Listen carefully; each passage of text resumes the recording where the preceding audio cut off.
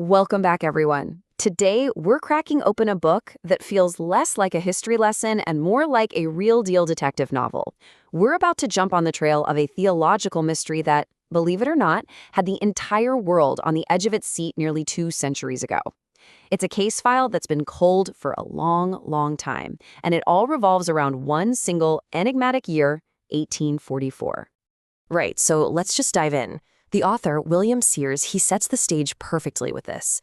He's not just laying out facts for us, he's basically deputizing us, inviting us to join him on the hunt. He calls his book The Case of the Missing Millennium, and he really wants us to see if we can piece together the clues for ourselves. And here it is, the central puzzle of our case. You have to understand, this was not some small, isolated cult. Sears describes it almost like a millennial virus that just swept across the globe. We're talking Europe, America, the Middle East, all over. Thousands upon thousands of people suddenly became convinced that something huge was about to happen.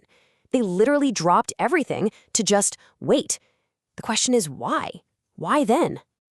So our investigation kicks off with this incredible global wave of expectation. The author himself was just fascinated by this puzzle. You see a worldwide phenomenon with no easy answer, and if you're like him, you've got to approach it like a detective. You start gathering clues, you interview witnesses through historical records, and you try to piece together what on earth was really going on. Now, here in the United States, this whole movement had a very clear frontman, a farmer and preacher named William Miller. This guy, after years of just poring over the Bible, became absolutely convinced that Christ's second coming was right around the corner. And his message, it caught on like wildfire, attracting tens of thousands of followers who we now know as the Millerites. They were sure the end was near. But then the day came, and it went. And nothing happened. Christ did not return as they expected. All that hope and that energy just collapsed into total confusion and despair. It became known as the Great Disappointment. So here's the crucial question, right? Was this just a case of bad evidence? Were all those prophecies and calculations just completely wrong? Or, as any good detective would ask, was the evidence right, but just misinterpreted? Instead of just tossing the whole case file in the trash, the author, he doubles down. He makes the point that when you have this much evidence all pointing to one conclusion, and that conclusion turns out to be wrong, you don't just throw out the evidence. No, you re-examine it. You look for a different answer. So let's see what he found when he put all those clues back under the microscope. The first major clue is a number, 2,300. Now, this comes from a really specific prophecy in the Old Testament, in the book of Daniel, about 2,300 days. Prophetic students back then used what they called a day for a year principle, which was a pretty common way of interpreting scripture. So 2,300 days became 2,300 years. Okay, so you have this 2,300-year timeline, but where do you start counting? Well, the starting pistol was the decree from King Artaxerxes to go and rebuild Jerusalem. And when you do the math, when you count forward 2,300 years from that exact point, you land squarely, and I mean squarely, in the year 1844. This calculation wasn't just some wild guess. It was the mathematical backbone that fueled that whole global expectation. And this is where it gets really interesting. The author presents 1844 as this year of incredible convergence. He lines up these events that seem totally disconnected and presents them as a cluster of clues.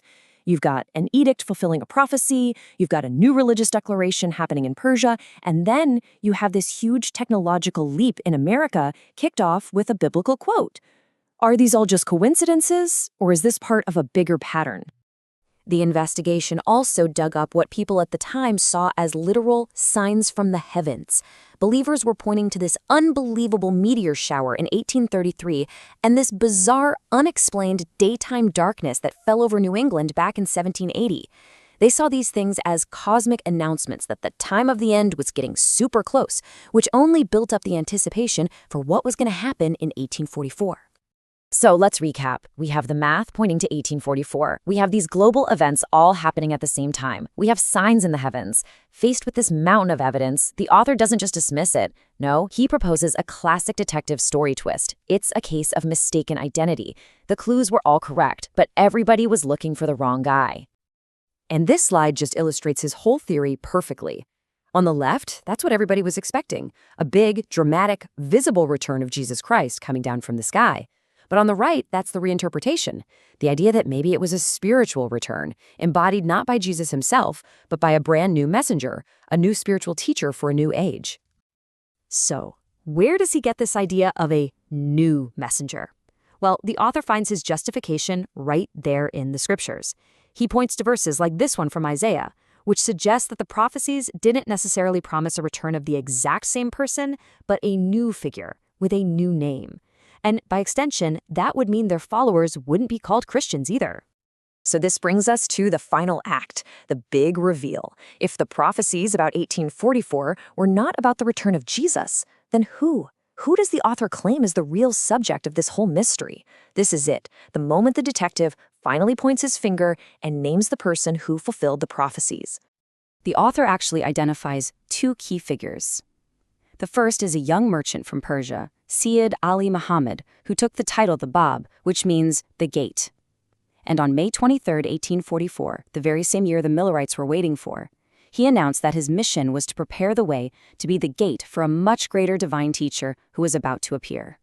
And the second figure, who the author identifies as the fulfillment of the Bab's promise, and the central character of all these prophecies, is Mirza Hussein Ali, known to the world as Baha'u'llah.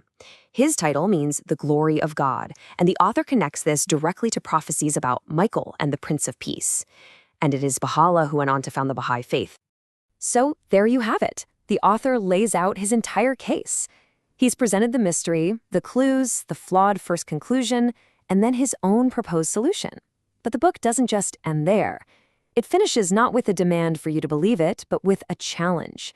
He lays out the final pieces of evidence for the jury, and that's us, the reader, to consider for ourselves. The author's final argument really hangs on that old saying, "By their fruits ye shall know them." He presents the core teachings of Baha'u'llah as the ultimate proof. These ideas, the oneness of all humanity, the need for everyone to search for truth on their own, the equality of all people, these are offered as the evidence that this new message is tailor-made to solve the problems of our modern world and bring about global peace.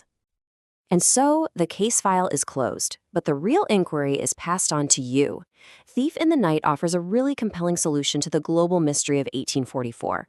It reframes that great disappointment as maybe more of a great misunderstanding. The author rests his case, and he leaves you with all the evidence and one final lingering question. Is the mystery really solved, or has your own investigation just begun?